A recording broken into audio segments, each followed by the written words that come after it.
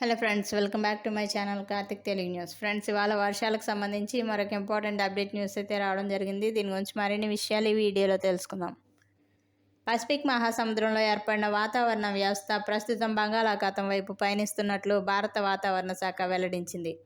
ఇక దీని ప్రభావంతో ఇటీవల బలహీనపడిన నైరుతి రుతుపవనాలు మళ్లీ చురుకుగా మారే అవకాశాలున్నాయని వాతావరణ నిపుణులు అంచనా వేస్తున్నారు.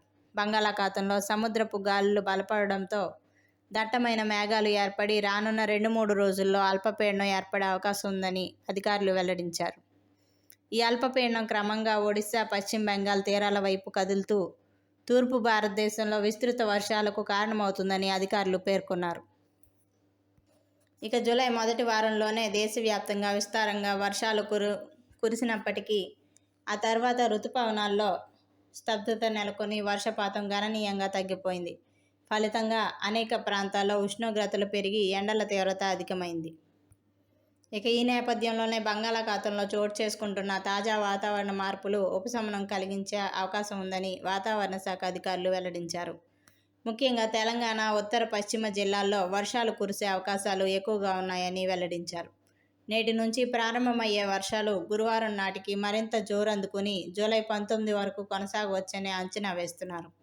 అయితే రాష్ట్రంలోని కొన్ని ప్రాంతాల్లో మరో వారం రోజుల పాటు గణనీయమైన వర్షాలు కురిసే సూచనలు కనిపించడం లేదని అధికారులు చెబుతున్నారు. వర్షాభావ పరిస్థితులతో ఎండలు మళ్లీ వేసవిని తలపిస్తున్నాయని, ఇక దీంతో కొద్ది రోజులుగా వినియోగం తగ్గిన కూలర్లు, ఫ్యాన్లు మళ్లీ పూర్తి స్థాయిలో వినియోగంలోకి వస్తున్నాయన్నారు. ఇక మంగళవారం రాష్ట్రంలో అత్యధిక ఉష్ణోగ్రత మహబూబ్ నగర్లో నమోదైంది.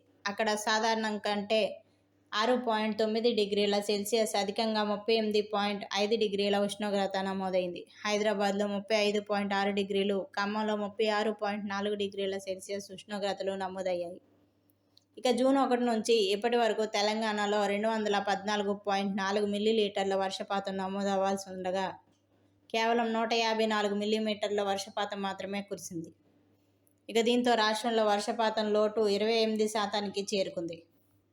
అయితే రానున్న రోజుల్లో బంగాళాఖాతంలో ఏర్పడే వాతావరణ వ్యవస్థ ప్రభావంతో ఈ లోటు కొంతమేర భర్తీ అయ్యే అవకాశాలున్నాయని వాతావరణ నిపుణులు భావిస్తున్నారు. సో ఫ్రెండ్స్, ఇది అప్డేట్ న్యూస్. మరిన్ని అప్డేట్స్ కోసం ఛానల్ సబ్స్క్రైబ్ చేసుకోండి ఫ్రెండ్స్. అలాగే పక్కన ఉన్న బెల్ ఐకాన్ క్లిక్ చేసి వీలైతే ఛానల్కు లైక్ అయితే చేయండి. Thank you friends. Thanks for watching this video.